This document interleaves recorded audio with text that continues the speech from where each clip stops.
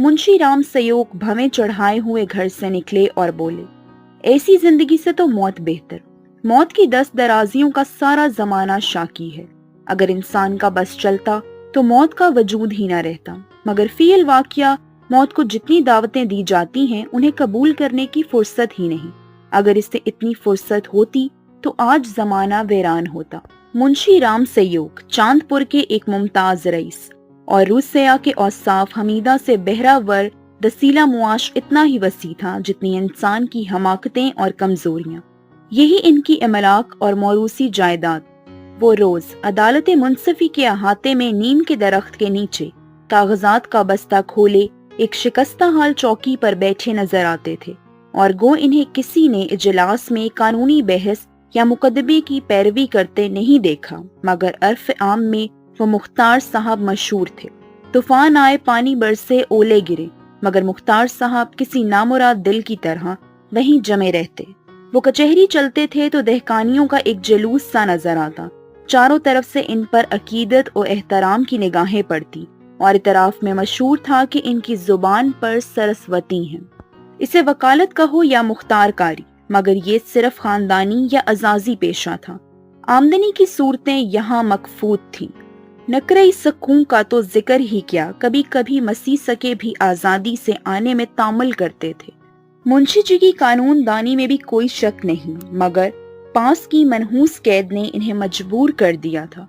बहरहाल जो कुछ हुआ ये महज एजाज के लिए था, वरना इनकी गुजरान की खास सूरत कर्ब और जवार की बेकस मगर फारिग अलबाल बेवाओं और सादा लू मगर खुशहाल बुड्ढों की खुश मुआमलीगी थी।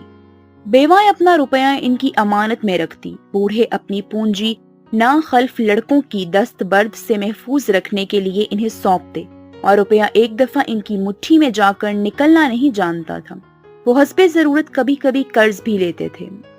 बिला कर्ज के किसका काम चल सकता है। सुबह को शाम के वादे पर लेते, मगर वो शाम कभी नहीं आती थी। खिलासा ये कि मुंशी जी कर्ज लेकर देना नहीं जानते थे, और इनका खानदानी वस्फ था। इस खानदान की ये रस्म कदीम थी। ये मामलात अक्सर मुंशी जी के आराम में मखल हुआ करते थे। कानून और अदालत का तो उन्हें कोई खौफ ना था। इस मैदान में इनका सामना करना पानी में रहकर मगर से बैर करना था। लेकिन जब बास शरीर उल नस्ल लोग खामखा इनसे बदजन हो जाते, इनकी खुशनियती पर शक करते और इनके रूबरू एलानिया बदजुबानियों पर उतर आते, तो मुंशी जी को बड़ा सदमा होता। इस किस्म के नाखुशगवार वाकयात आए दिन होते रहते थे। हर जगह ऐसे तंग ज़र्फ हज़रात मौजूद रहते हैं जिन्हें दूसरों की तहकीर में मजा आता है। उन्हें बदख्वाहों की शय पाकर बाज़ औक़ात छोटे छोटे आदमी मुंशी जी के मुंह आ जाते, वरना एक कंजड़न का इतना हौसला ना हो सकता था कि इनके घर में जाकर उन्हीं की शान में नाजेबा कलमात मुंह से निकाले। मुंशी जी इसके पुराने गाहक थे। बरसों तक इससे सब्जी ली थी। अगर दाम ना दिए तो कंजड़न को सब्र करना चाहिए था। जल्द या देर में मिल ही जाते, मगर वो बदजुबान औरत 2 साल ही में घबरा गई और चंद आने पैसों के लिए एक मोअज़्ज़ज़ आदमी की जान रेजी की। ऐसी हालत में आकर झुंझलाकर मौत की दावत दी तो इनकी कोई खता नहीं। उधर ही मूंगा नाम की एक बीवी बरहमनी थी। इसका शौहर बर्मा की काली पलटन में हवलदार था। वो वहीं मारा गया। इसके हुस्न खिदमात के सिले में मूंगा को 500 रुपए मिले। बेवा औरत थी, जमाना नाजुक। इसने ये रुपए मुंशी राम सयोग को सौंप दिए और हर माह इसमें से थोड़ा थोड़ा लेकर गुजारा करती रही। मुंशी जी ने ये फर्ज कई साल तक नेक नियति से पूरा किया, मगर जब पेराना साली के बावजूद मूंगा ने मरने में तामुल किया और मुंशी जी को अंदेशा हुआ शायद वो तो शे आखिरत के लिए निस्फ रकम भी छोड़ना नहीं चाहती, तो एक रोज उन्होंने कहा, मूंगा तुम्हें मरना है या नहीं, साफ साफ कह दो ताकि मैं अपने मरने की फिक्र करूं। इस दिन मूंगा की आंखें खुली, ख्वाब से बेदार हुई, बोली, मेरा हिसाब कर दो। फर्द हिसाब तैयार थी। अमानत में अब एक कौड़ी भी ना थी। इस सख्त गिरी से जो बुढ़ापे के साथ मखसूस है, इसने मुंशी जी का हाथ पकड़ लिया और कहा, मेरे 100 रुपए तुमने दबाए हैं, मैं एक एक कौड़ी ले लूंगी। मगर बेकसों का गुस्सा पटाखे की आवाज है जिससे बच्चे डर जाते हैं और असर कुछ नहीं होता। अदालत में इसका कुछ जोर ना था, ना कोई लिखा पढ़ा نہ حساب نہ کتاب، البتہ پنچایت سے کچھ امید تھی اور پنچایت بیٹھی۔ گاؤں کے آدمی جمع ہوئے، منشی جی نیت اور معاملے کے صاف تھے، انہیں پنچوں کا کیا خوف۔ سبھا میں کھڑے ہو کر پنچوں سے کہا، بھائیوں، آپ سب لوگ ایماندار اور شریف ہیں، میں آپ صاحبوں کا خاک پا اور پروردہ ہوں۔ آپ سبوں کی عنایات و الطاف سے، فیض و کرم سے، محبت و شفقت سے میرا ہر ایک رونگٹا گرا بہا ہے۔ کیا آپ سب نیک اور شریف حضرات خیال کرتے ہیں کہ میں نے ایک بے کس اور بیوہ عورت کے روپے ہضم کر لیے؟ پنچوں نے ایک زبان کہا، نہیں، آپ سے ایسا نہیں ہو سکتا۔ اگر آپ سب نیک اور شریف صاحبان کا خیال ہے کہ میں نے روپے دبا لیے تو میرے ڈوب جانے کے سوا اور کوئی تدبیر نہیں۔ میں امیر نہیں ہوں، نہ مجھے فیاضی کا دعویٰ ہے، مگر اپنے قلم کی بدولت کسی کا محتاج نہیں۔ کیا میں ایسا کمینہ ہو جاؤں گا کہ ایک بے کس عورت کے روپے ہضم کر لوں؟ پنچوں نے یک زباں ہو کر پھر کہا، نہیں نہیں، آپ سے ایسا نہیں ہو سکتا۔ پگڑی کی نگری ہے۔ پنچوں نے منشی جی کو رہا کر دیا۔ پنچایت ختم ہو گئی اور مونگا کو اب کسی خیال سے تسکین ہو سکتی تھی تو وہ یہ تھا کہ یہاں نہ دیا نہ سہی وہاں کہاں جائے گا۔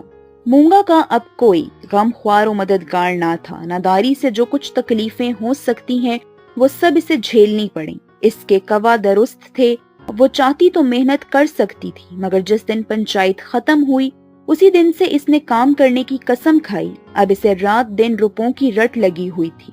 اٹھتے بیٹھتے سوتے جاگتے اسے صرف ایک کام تھا اور وہ منشی رام سیوگ کا ذکر خیر تھا۔ اپنے جھونپڑے کے دروازے پر بیٹھی وہ رات دن انہیں صدق دل سے دعائیں دیا کرتی اور اکثر دعاؤں میں اسے شاعرانہ تلازمیں، ایسے رنگین استعارے استعمال کرتی جسے سن کر حیرت ہوتی تھی۔ رفتہ رفتہ مونگا کے حواس پر وحشت کا غلبہ ہوا۔ ننگے سر ننگے بدن، ہاتھ میں ایک کلہاڑا لیے وہ سنسان جگہوں میں جا بیٹھی۔ جھونپڑے کے بجائے اب وہ مرگھٹ پرندی کے کنارے کھنڈروں میں گھومتی دکھائی دیتی۔ بکھری ہوئی پریشان لٹیں، سرخ آنکھیں، وحشتناک چہرہ، سوکھے ہوئے ہاتھ پاؤں، اس کی یہ ہیبت قضائی دیکھ کر لوگ ڈر جاتے تھے۔ اسے کوئی مذاق کے طور پر بھی نہ چھیڑتا۔ اگر وہ کبھی گاؤں میں نکل آتی تو عورتیں گھروں کے کیواڑ بند کر لیتی، مرد کترا کر نکل جاتے اور بچے چیخ چیخ کر بھاگ جاتے۔ اگر کوئی لڑکا نہ بھاگتا تو یہ منشی رام سیوگ کا صاحبزادہ رام غلام تھا۔ جو باپ میں کچھ کور کسر رہ گئی تھی وہ ان کی ذات میں پوری ہو گئی تھی۔ لڑکوں کا اس کے مارے ناک میں دم تھا۔ گاؤں کے کانے اور لنگڑے آدمی اس کی صورت سے بیزار تھے، اور گالیاں کھانے میں تو شاید سسرال میں آنے والے داماد کو بھی اتنا مزہ نہ آتا ہوگا۔ وہ مونگا کے پیچھے تالیاں بجاتا، کتوں کو ساتھ لیے اس وقت تک رہتا جب تک وہ غریب تنگ آ کر نکل نہیں جاتی۔ روپیہ پیسہ ہوش و حواس کھو کر اسے پگلی کا لقب ملا، اور وہ سچ مچ پگلی تھی۔ اکیلے بیٹھے ہوئے آپ ہی آپ گھنٹوں باتیں کیا کرتی، جس میں رام سیوگ کے گوشت، ہڈی، پوست، آنکھیں، کلیجہ وغیرہ کو کھانے، مسلنے، نوچنے، کھسوٹنے کی پرجوش خواہش کا اظہار ہوتا تھا، اور جب یہ خواہش بے تابی کی حد تک پہنچ جاتی تو رام سیوگ کے مکان کی طرف منہ کر کے بلند آواز اور ڈرونی آواز سے ہانک لگاتی، تیرا لہو پیوں گی۔ اکثر راتوں کے سناٹے میں یہ گرجتی ہوئی آواز سن کر عورتیں چونک پڑتی تھیں، مگر اس آواز سے زیادہ ہیبت ناک اس کا کہکا تھا۔ منشی جی کے خیالی لہو پینے کی خوشی میں وہ زور زور سے ہنسا کرتی تھی۔ اس کہکے سے ایسی شیطانی مسرت، ایسی صفاکی، ایسی خون خواری ٹپکتی تھی کہ رات کو لوگوں کے خون سرد ہو جاتے تھے۔ معلوم ہوتا تھا کہ گویا سینکڑوں الو ایک ساتھ ہنس رہے ہیں۔ منشی رام سیوگ بڑے حوصلہ جگر کے آدمی تھے۔ نہ انہیں دیوانی کا خوف تھا نہ فوجداری کا، مگر مونگا کے ان خوفناک نعروں کو سن کر وہ بھی سہم جاتے تھے۔ ہمیں انسانی انصاف کا چاہے خوف نہ ہو، اور بسا اوقات نہیں ہوتا، مگر خدائی انصاف کا خوف ہر انسان کے دل میں خلقی طور پر موجود رہتا ہے، اور کبھی کبھی ایسے مبارک اتفاقات پیش آ جاتے ہیں جب نفس کے نیچے دبا ہو یہ خیال اوپر آ جاتا ہے۔ مونگا کی وحشت ناک شبگردی رام سیوگ کے لیے یہی مبارک اتفاق تھی، اور ان سے زیادہ ان کی بیوی کے لیے، جو ایک وفادار عورت کی طرح ہر معاملے میں نہ صرف عورت کا ساتھ دیتی تھی بلکہ آئے دن کے مباحثوں اور مناظروں میں زیادہ نمایاں حصہ لیا کرتی تھی۔ فرقہ اناس میں ان کے زور بیاں کا عام شہرہ تھا۔ زبانی معاملات ہمیشہ وہی طے کیا کرتی تھی۔ ان لوگوں کی بھول تھی جو کہتے تھے کہ منشی جی کی زبان پر سرسوتی ہے، یہ فیض ان کی بیوی کو حاصل تھا۔ زور بیاں میں انہیں وہی ملکہ تھا جو منشی جی کو زور تحریر میں، اور یہ دونوں پاک روحیں اکثر عالم مجبوری میں مشورہ کرتی کہ اب کیا کرنا چاہیے۔ آدھی رات کا وقت تھا۔ منشی جی حسب معمول غم غلط کرنے کے لیے آب آتشیں کے 2-4 گھونٹ پی کر سو گئے تھے۔ یکا مونگا نے ان کے دروازے پر آ کر زور سے ہانک لگائی، تیرا لہو پیوں گی، اور خوب کھلکھلا کر ہنسی۔ منشی جی یہ خوفناک کہکا سن کر چونک پڑے، خوف سے پاؤں تھر تھر آ رہے تھے اور کلیجہ دھک دھک کر رہا تھا۔ دل پر بہت جبر کر کے دروازہ کھولا اور جا کر ناگان کو جگایا۔ ناگن نے جھلا کر کہا، کیا ہے، کیا کہتے ہو؟ منشی جی نے آواز دبا کر کہا، وہ دروازہ پر آ کھڑی ہے۔ ناگن اٹھ بیٹھی، کیا کہتی ہے؟ تمہارا سر کیا دروازے پر آ گئی؟ ہاں، آواز نہیں سنتی ہو؟ ناگن مونگا سے نہیں ڈرتی تھی مگر اس کی وحشت سے ڈرتی تھی، تاہم اسے یقین تھا کہ میں تقریر میں اسے ضرور نیچا دکھا سکتی ہوں۔ سنبھل کر بولی، تو میں اس سے 2 باتیں کر لوں؟ منشی جی نے منع کیا۔ دونوں آدمی دہلیز پر آ گئے اور دروازے سے جھانک کر دیکھا، مونگا کی دھندلی مورت زمین پر پڑی تھی اور اس کی سانس تیزی سے چلتی سنائی دیتی تھی۔ رام سیوگ کے خون اور گوشت کی آرزو میں وہ اپنا گوشت اور خون خشک کر چکی تھی۔ ایک بچہ بھی اسے گرا سکتا تھا مگر اس سے سارا گاؤں ڈرتا تھا۔ ہم زندہ انسانوں سے نہیں ڈرتے ہیں، مردوں سے ڈرتے ہیں۔ اگرچہ اندر سے دروازہ بند تھا مگر منشی جی اور ناگن نے بیٹھ کر رات کاٹی۔ مونگا اندر نہیں آ سکتی تھی مگر اس کی آواز کو کون روک سکتا تھا؟ مونگا سے زیادہ ڈراؤنی اس کی آواز تھی۔ صبح کے وقت منشی جی باہر نکلے اور مونگا سے بولے، یہاں کیوں پڑی ہے؟ مونگا بولی، تیرا خون پیوں گی۔ ناگن نے بل کھا کر کہا، تیرا منہ جھلس دوں گی، مگر ناگن کے زہر نے مونگا پر کچھ اثر نہ کیا۔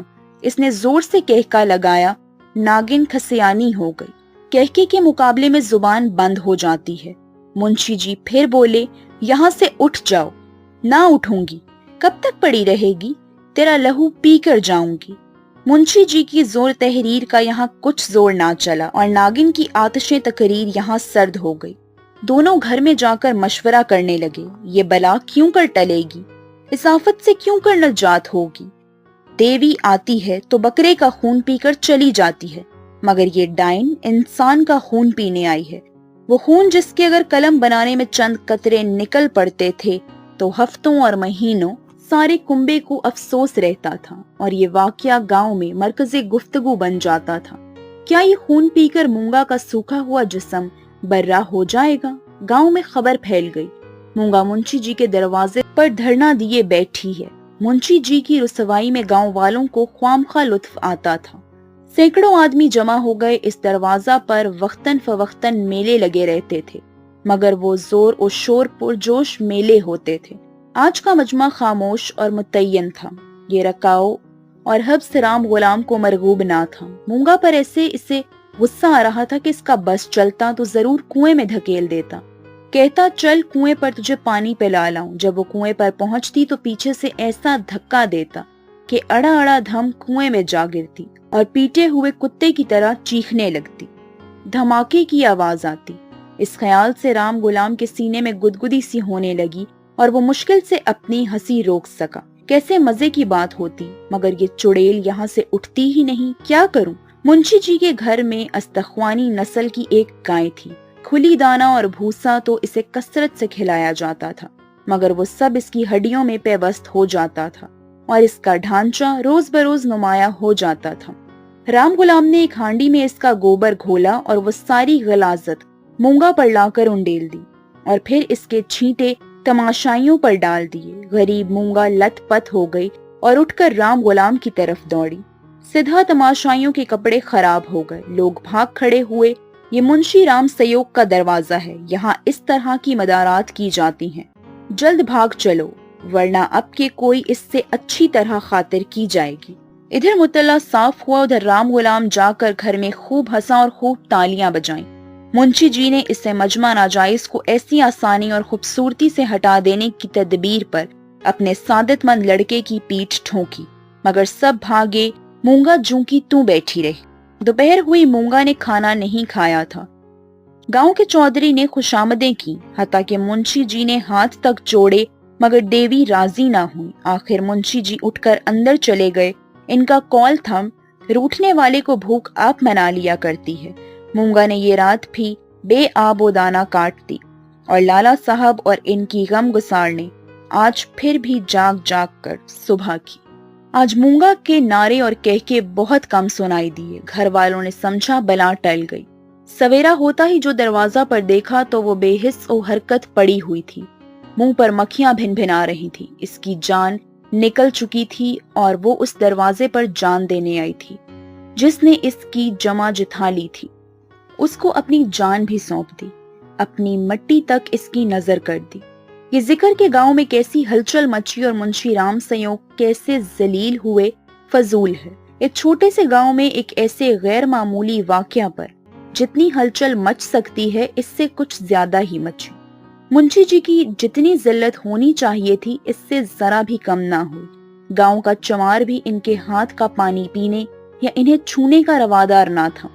अगर किसी के घर का कोई गाय बंदी बंदी मर जाती है तो वह शख्स महीनों दर बदर भीख मांगता फिरता है। ना हजाम इसकी हजामत बनाए, ना कहार इसका पानी भरे, ना कोई इसे छुए। ये हत्या का प्रायश्चित है। बरहम हत्या की सजाएं इससे बदर, जहां सख्त और जिल्लतें बदरजा ज्यादा हैं। मूंगा ये जानती थी और इसीलिए इस दरवाजे पर आकर मरी थी कि मैं जो जिंदा रहकर नहीं कर सकती, मरकर बहुत कुछ कर सकती हूँ। गोबर का एक अपला जब जलकर राख हो जाता है तो साधु लोग इसे माथे पर चढ़ाते हैं। पत्थर का ढीला आग में जलकर आग से भी ज्यादा काल हो जाता है। मुंशी राम संयोग कानूनदान आदमी थे। कानून ने इन पर कोई जुर्म नहीं लगाया था। मूंगा किसी कानूनी दफा के मंशा के मुताबिक नहीं मरी थी। ताजियात हिंद में इसके कोई नजीर नहीं मिलती थी, इसलिए जो लोग इनसे पराश्चित कराना चाहते थे, इनकी सख्त गलती थी। कोई मजायका नहीं, कहार पानी ना भरे, वो खुद अपना पानी आप भर सकते थे। अपना काम करने में कोई शर्म नहीं। बला से हजाम बाल ना बनाएगा, हजामत की जरूरत ही क्या है। दाढ़ी तो बहुत खूबसूरत चीज है। दाढ़ी मर्द का जेवर और सिंगार है। और फिर बालों से ऐसी ही नफरत हो गई तो एक एक आने में अस्तरे आते हैं। धोबी कपड़े ना धोएगा, इसकी भी कुछ परवाह नहीं। साबुन कोड़ियों के मोल आता है। एक बट्टी में दर्जनों कपड़े ऐसे साफ हो जाएंगे जैसे बगले के पर। धोबी क्या खा के ऐसे कपड़े साफ धोएगा। कमबख्त पत्थर पर पटक पटक कर कपड़ों का लत्ता निकाल देता है। खुद पहने, दूसरों को पहनाए, भट्टी में चढ़ाए, रहिया में भगोए, कपड़ों की दरगत कर डालता है। जब ही 2 कुर्ते 2-3 साल से ज्यादा नहीं चलते, वरना दादा हर 5वें साल 2 अचकन और 2 कुर्ते बनवाया करते थे। मुंशी राम सयोग और इनकी जोजा गमगसार ने दिन भर यूं ही दिलों को समझाकर टाला, मगर शाम होते ही इनको कुव्वते इस्तदलाल ने जवाब दिया। इनके दिलों पर एक बेमुआइनी, बेबुनियाद महमल खौफ का गलबा हुआ और रात के साथ साथ खौफ का ये एहसास मुश्किल होता गया। यहाँ तक कि नागिन खाना पकाने के लिए रसोई के कमरे में तन्हा न जा सकी। बाहर का दरवाजा गलती से खुला रह गया था, मगर किसी एक की हिम्मत ना पड़ती थी कि जाकर दरवाजा बंद कर आए। आखिर नागिन ने हाथ में चराग लिया, मुंशी जी ने कुल्हाड़ा लिया और राम गुलाम ने गंडासा। इस कथा से तीनों आदमी चौंकते हिचकिचाते दरवाजे तक आए। यहाँ मुंशी जी ने बड़ी जुर्रत से काम लिया। उन्होंने बेधड़क दरवाजे से निकलने की कोशिश की और कांपती हुई मगर बुलंद आवाज में नागिन से बोले, तुम नाहक डरती हो क्या? यहाँ वो बैठी है।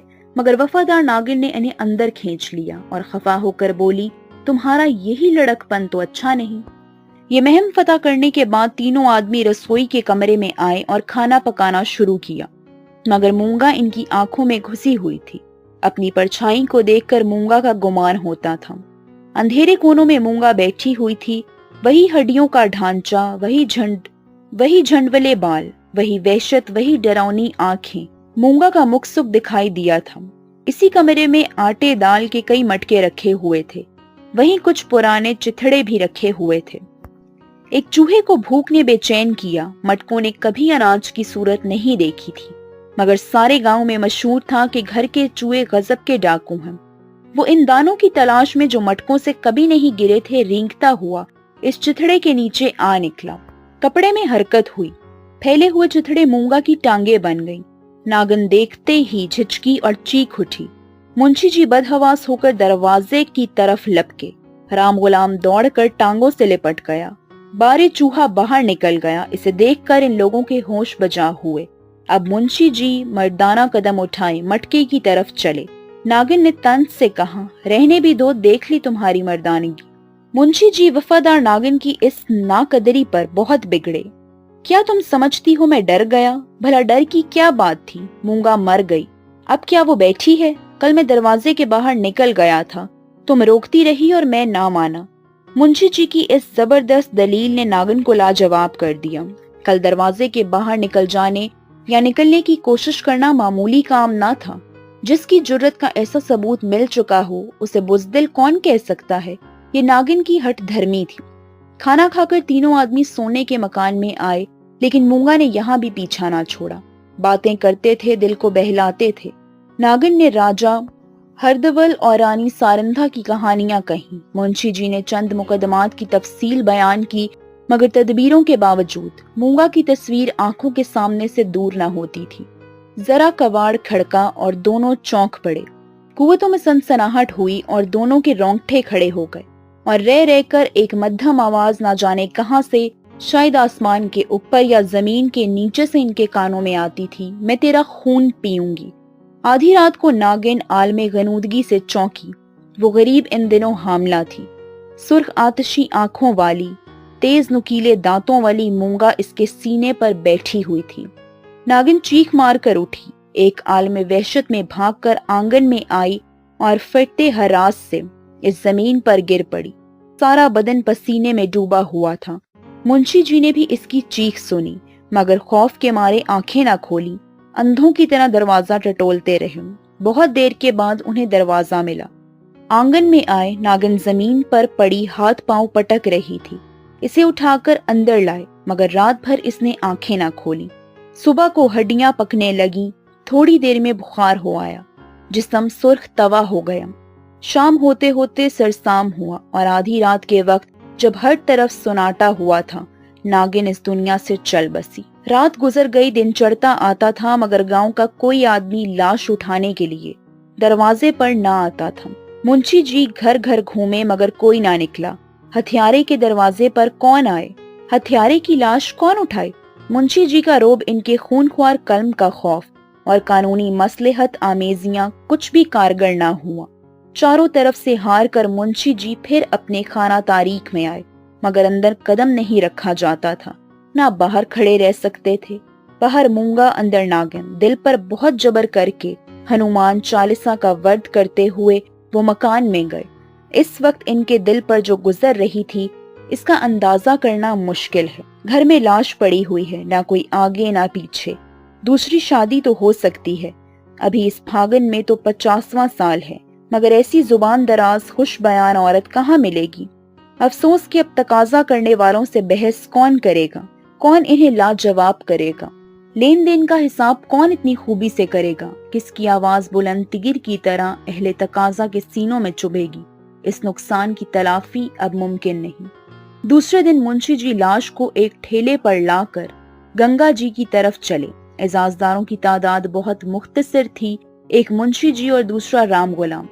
اس حیت قضائی سے مونگا کی لاش بھی نہیں اٹھی تھی، مگر مونگا نے ناگن کی جان لے کر بھی منشی جی کا پنڈ نہ چھوڑا۔ لیلا کی تصویر مجنوں کے پردہ دماغ پر ایسے شوخ رنگوں میں شاید ہی کھینچی ہو۔ آٹھوں پہر ان کا خیال اسی طرف لگا رہتا تھا۔ اگر دل بہلانے کا کوئی ذریعہ ہوتا تو شاید انہیں اتنی پریشانی نہ ہوتی، مگر گاؤں کا کوئی ذی روح ان کے دروازے کی طرف جھانکتا بھی نہ تھا۔ غریب اپنے ہاتھوں پانی بھرتے، خود برتن دھوتے۔ غم و غصہ، فکر اور خوف دنیا کے مقابلے میں ایک دماغ کب تک ٹھہر سکتا تھا؟ خصوصاً وہ دماغ جو روزانہ قانونی مباحثوں میں صرف تخبیر ہو جاتا۔ کنجے تنہائی کے 10-12 دن جوں توں کر کے کٹے۔ 14ویں دن منشی جی نے کپڑے بدلے اور بستہ لیے ہوئے کچہری چلے۔ آج ان کا چہرہ کچھ روشن تھا۔ جاتے ہی میرے موکل مجھے گھیر لیں گے، ماتم پرسی کریں گے، میں آنسوؤں کے 2-4 قطرے گرا دوں گا۔ फिर बयानामों, सलानामों वगैरह का एक तूफान बल्कि सैलाब सामने आ जाएगा। ये ख्याल इन्हें खुश किए हुए था। मुठियां गर्म होंगी, रुपए की सूरत आने लगेगी, शाम को जरा शुगल हो जाएगा। इसके छूटने से तो जी और भी अचाट था। इन्हीं ख्यालों में सरकुश मुंशी जी कचहरी पहुंचे, मगर वहां रहनामों के तूफान, बयानामों के सराब और मौकलों की चहल पहल के बदले मायूसी का एक कफ्त दस्त हौसला शिकन रेगिस्तान नजर आया। बस्ता खोले घंटों बैठे रहे मगर कोई मुखातिब ना हुआ। किसी ने ये भी ना पूछा कि मिजाज कैसा है। नए मौकल तो खैर बड़े बड़े, पुराने मौकल जिनका मुंशी जी के साथ पुश्तों से ताल्लुक चला आता था, आज इनसे गुरेज करने लगे। वो नालायक और बदतमीज रमजा खां कैसा बेशौर आदमी था, इमला तक गलत लिखता था। मुंशी जी हर रोज इसका मज़ाक उड़ाते थे, मगर आज सैकड़ों आदमी इसे घेरे हुए थे। बदतमीज गोपियों में कन्हैया निभा हुआ था। वारी किस्मत, मौकल कमबख्त यूं मुंह फेरते चले जाते हैं, गोया कभी की जान पहचान ही नहीं। दिन भर मौकलों का इंतजार करने के बाद शाम को अपने घर की तरफ चले, पसे मुर्दा, मायूस, मुतफक्कर, और जूं जूं घर नजदीक आता था मूंगा की तस्वीर सामने आती जाती थी। यहाँ तक कि जब शाम को घर पहुंचकर दरवाजा खोला और दो कुत्ते जिन्हें राम गुलाम ने शरारतन बंद कर रखा था झपट कर बाहर निकले तो मुंशी जी के औसान खत्म हो गए। एक चीख मारकर जमीन पर गिर पड़े। इंसान का दिल और दिमाग खौफ से जिस कदर मुतासर होता है, इतना और किसी ताकत से नहीं। मोहब्बत, अफसोस, मायूसी, जुदाई, नुकसान, ये सब दिल पर कुछ ना कुछ असर करते हैं, मगर ये असरात हल्के हल्के झोंके और खौफ का असर तूफान है। मुंशी राम सयोग पर बात को क्या गुजरी ये मालूम नहीं। कई दिन तक लोगों ने उन्हें रोजाना कचहरी जाते और वहां से अफसुर्दा उपसे मुर्दा लौटते देखा। कचहरी जाना इनका फर्ज था और गो वहां मौकलों का कहत था, मगर तकाजे वालों से गला छुड़ाने और इन्हें इत्मीनान दिलाने के लिए अब यही एक लटका रह गया था। इसके बाद वो कई माह तक नजर न आए। बद्रीनाथ चले गए। एक दिन गांव में एक साधु आया, भभूत रमाए, लंबी लंबी जटाएं, हाथ में कमंडल। इसकी सूरत मुंशी राम सयोग से मिलती जुलती थी। आवाज और रफ्तार में भी ज्यादा फर्क ना था। वो एक पेड़ के नीचे धूनी रमाए बैठा रहा। इसी रात को मुंशी राम सयोग के घर से धुआं उठा, फिर शोले नजर आए और आग भड़क उठी। नागिन की आतिश तकरीर कभी इस घर में भड़कती थी। गांव के सैकड़ों आदमी दौड़े गए, आग बुझाने के लिए नहीं, तमाशा देखने के लिए। एक बेकस की आह में कितना असर है। साहबजादा राम गुलाम मुंशी जी के गायब हो जाने पर अपने मामू के यहाँ चले गए और वहां कुछ दिन रहे, मगर वहां इनकी खुशफेलियां नापसंद की गईं। एक रोज आपने किसी के खेत से होले नोचे और इसने 2-4 धूल लगाए। इस पर आप इस कदर बरहम हुए कि जब इसके चने खलियान में आए तो जाकर आग लगा दी। एक के पीछे सारा खलियान जलकर राख हो गया।